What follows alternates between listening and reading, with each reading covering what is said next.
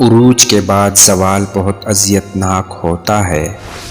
جب تک انسان خود ہار نہ مان لے، کوئی چیز اسے ہرا نہیں سکتی۔ اس معاملے پر جھگڑنے کا کوئی فائدہ نہیں جسے حل نہ کیا جا سکے۔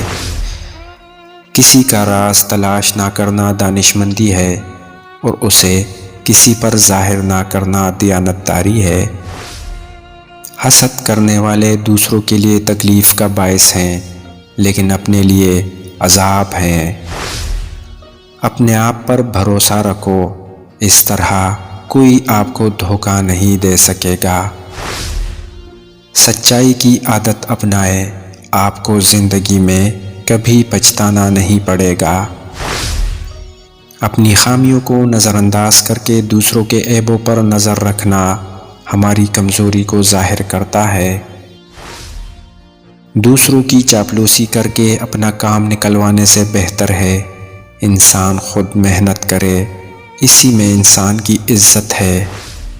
حقیقی خاموشی دماغ کا سکون ہے، اور روح کے لیے ویسے ہی ضروری ہے جیسے نیند جسم کے لیے۔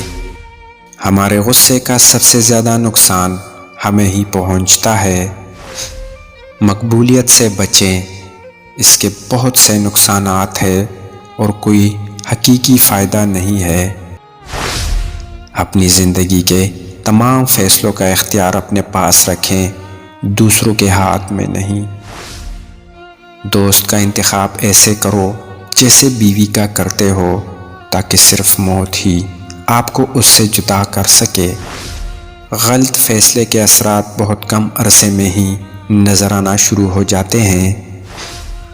شادی کا فیصلہ عقل مندی سے کرے، پیسے سے زیادہ انسان کو، خوبصورتی سے زیادہ اعمال کو، اور جسم سے زیادہ دماغ کو ترجیح دیں، اور اپنے لیے ایک بیوی اور دوست تلاش کریں۔